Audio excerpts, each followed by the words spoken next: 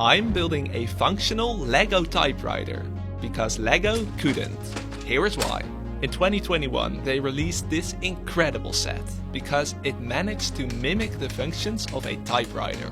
However, my problem is, it doesn't actually work, in the sense that you can't type a letter back to Lego. So that's why I'm going to build my own, because if Lego couldn't do it, then well, how hard can it be? However, before I even started, I already had a massive issue to solve. A typewriter works with type bars that strike the paper via an ink ribbon. Lego does have tiles with character prints on them, but they are not a raised surface. Therefore, going the original ink route will be straight up impossible. So I will have to try and reinvent the typewriter. This is going to be interesting.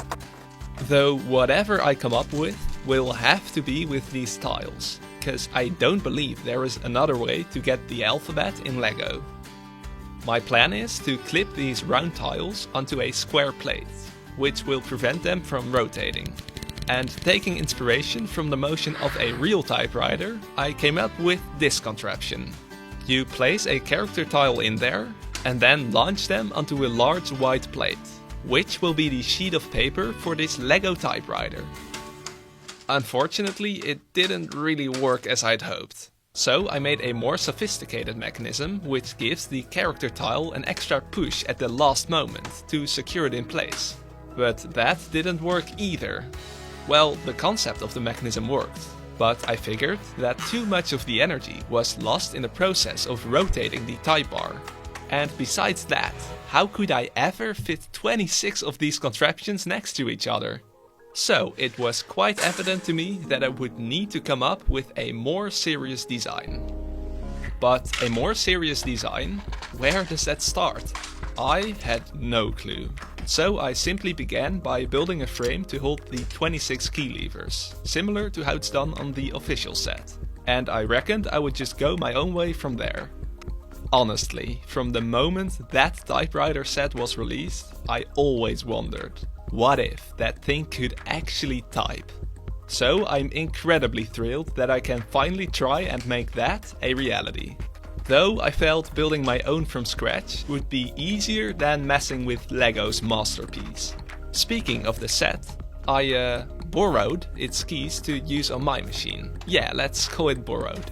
Then I made a simple prototype to show the idea I have in mind to hopefully make this whole thing work, which is the following. When you press a key, the key lever moves up at the rear, the beam above it is pushed up, and the connected pusher dispenses a character tile out of the gravity-fed magazine. When the key is released, a rubber band moves everything to its rest position. However, before I got too excited about this mechanism, there was a rather big issue to solve. Because, as you can see, the key levers sit too close to each other, meaning that the beam of the letter A also triggers the mechanism of the letter Q. Without giving it much thought, I figured I should place the keys further apart horizontally, so there's more room for the mechanisms. Sounds quite logical, right? Though I couldn't even get halfway into this operation, or I already decided to revert all changes, because of how ridiculously big the gaps got between the keys. And since I don't want to make this twice the size of a real typewriter and its Lego counterpart without good reason, I felt I should first try every option I have here. And sure enough, it would later turn out I did not need the extra space after all. But for now, since I was already messing with the keys, I grabbed my chance to link each of them to a rubber band. Which, by the way, was a dreadful task. But thankfully I found this super useful loom hook. I believe it was like 2014 when those bands were a massive hype. Whatever. Once the keys were grouped back together and secured in place, I solved the spacing issue by moving the top row of keys slightly backwards and the bottom row forwards. Now it is time to hugely scale up the amount of dispensers. I knew any mechanism I made would require square character tiles to retain their orientation. Lego actually once made a pack of square 1x1 letters, but the only two sets they ever appeared in now both cost around €50. I genuinely almost bought one of them just to do this project, which wouldn't have been a good decision, because you'd need several bundles if you want to write a sentence, let alone a full letter. These round tiles attached to a plate work just as well, and they were only €3 a pack. Every key now dispenses a letter of its kind. Next step is to see where that letter needs to go now. I initially thought to build a beam that pushed the letter to the side, where yet another mechanism would then press it onto the white plate. But just in time it dawned on me that I should try to keep things as simple as possible throughout this project. Meaning that if I can simplify or remove a mechanism, I definitely shouldn't hesitate to do so. So I then came up with the idea to use physics to my advantage and borrow its gravity for this project. And while I initially wanted to construct 2 slides that end in the middle, I quickly realized that wasn't very achievable anymore. Therefore I settled on a single ramp. But since that requires a steeper angle, the mechanisms below got in my way. So I had to elevate the dispenser rows even higher. And to link the key levers to the dispensers, I now needed longer Technic beads. So I had to fetch most of them from the, already not so intact anymore Lego pool table. But hey, repurposing bricks, that's what Lego is all about. These white walls I'm building here are to prevent the character tiles from veering off course when sliding down. Once I was happy with one side, all I had to do was build the same on the other side. Now it is time for the next big chapter, making a mechanism that presses the letters onto the white plate. I first marked out the area where the character tiles need to land. But with these yellow track borders, visibility is, rather awful. Now that's better. Then the tedious quest began to stop the sliding down characters in such a way so they keep their original orientation. And just when I was getting fed up with trying new designs that all did not work, I checked this slow motion footage, and that gave me a brilliant insight in how and why the pieces were rotating on impact. And after going through every brick in the LEGO archives, I finally found this solution using this arch piece that quite accurately rotates the character tile 90 degrees to its end position. I think this might just be the final design, but I'll still keep a careful eye on it for now. Moving on to the pressing mechanism. This pusher will handle that task. And I'm connecting it to this rotating frame right above the key levers. And I tensioned the whole thing using a rubber band. Now when a key is pressed, it first dispenses a character tile, then the frame is pushed back and tensions the mechanism. So when you let go of the key, the pusher will press the character tile, that has slid down by then, onto the white plate. At least that's what I had imagined, but reality was a little harsher. Mainly because of how poorly I structured the mechanism compared to the force required to pull back the rubber band. But this is something I actually did on purpose. You see, I often build a very simple first prototype, to simply check if the main principle of a mechanism works. And when I'm convinced it might work, then I'll build a more sophisticated design. Just like what I've done here. However, weirdly enough, it still didn't work. So the only thing I could still think of was to change the rubber band's location, and luckily that did the trick. Though only for the right side of the keyboard, because there was still some flex in this frame. Therefore I strengthened it once more, and while I was there, I also added some pieces in order for the 3 different layers of key levers to all trigger the mechanism with the same effectiveness. And that's another step closer to a finished product. But we're also not that close just yet, because now it's time to build the movable carriage that holds the white plate. How am I ever going to pull this off? I genuinely have no clue yet, since it needs to move in the horizontal and vertical axes. Let's start with the vertical movement. I immediately noticed that this large plate won't cut it because of its height. To resolve this problem, I made this foldable sheet, so that it can start low and rise up every time you filled a line. My first instinct was to use these arch pieces to make a garage door style construction, but then upside down. That's when I stumbled upon these pieces that date from the 1970s. and I strongly believe these were perfect. Because they are the only chain pieces ever manufactured that have studs on them, which means they can very easily hold the individual segments. However, the issues of not so strong stud connections on bricks from 50 years ago, and the fact that the lines didn't sit exactly horizontally straight, ended up leading me back to the upside down garage door idea, but of course with a significantly more thought through approach. And to actually adjust the height, I opted for a simple string reel, which allows me to adjust the height manually, as I felt that would be the easiest here.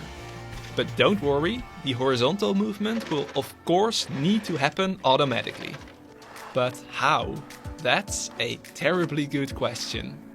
Because I need it to stop perfectly aligned with each stud on the white plate. After a little thought, I figured to make a mechanism with a rubber band. Man, I seem to be obsessed with rubber bands this project. I guess once you discover the capabilities of a certain object, it's easier to see opportunities to use it elsewhere. Or maybe it's more like tunnel vision, and it's just the first thing I could think of, and simply didn't bother considering anything else. Whatever it was, I honestly think this is a very well functioning mechanism. The only problem is that you need to reload those loose bricks, but I'll address that in a minute. Soon, all these rubber band tensioned mechanisms would form a big issue for the weak frame. But right now I had an even bigger one, because I noticed that these bricks got so compressed by the rubber band, they get to sit closer to each other compared to when they are attached to a plate like usual. To fix this, I replaced half of the bricks with these pieces that have a stud on the side, because they are just ever so slightly wider than a regular 1x1 brick. I was very glad that this fixed the issue, because this was the only possible fix I could think of. So sometimes you just have to be a little lucky, I guess. Manually reloading really wasn't a big deal for me, but I tried to automate it anyway, by adding another beam that pushes the loose bricks back, so they can be reloaded more easily. However, I wasn't entirely convinced yet, and the same was true for basically every other mechanism on this build. Therefore, I spent another full week refining every aspect of this machine, which was an incredibly tedious and time-consuming task, involving constant minor adjustments, in the hope this would ultimately lead to a smaller margin of error for the final product. Now, after 3 months of hard work, I can finally present to you the functional LEGO Typewriter.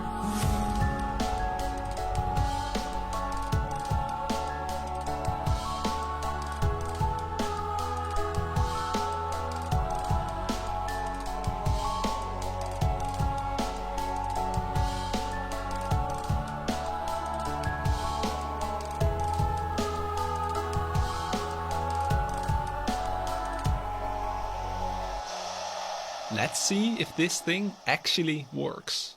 But first, let me quickly talk you through some of the most noteworthy changes. I began by placing the dispensers on a stair structure, so that the drop is roughly the same height for every letter.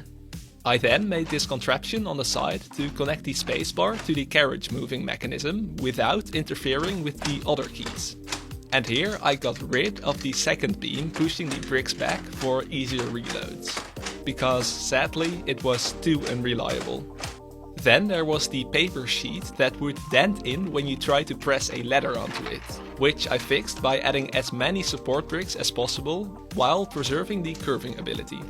And lastly, with the remaining yellow bricks, I finished off the design by adding lots of tiles and curved slopes. Now, how it works.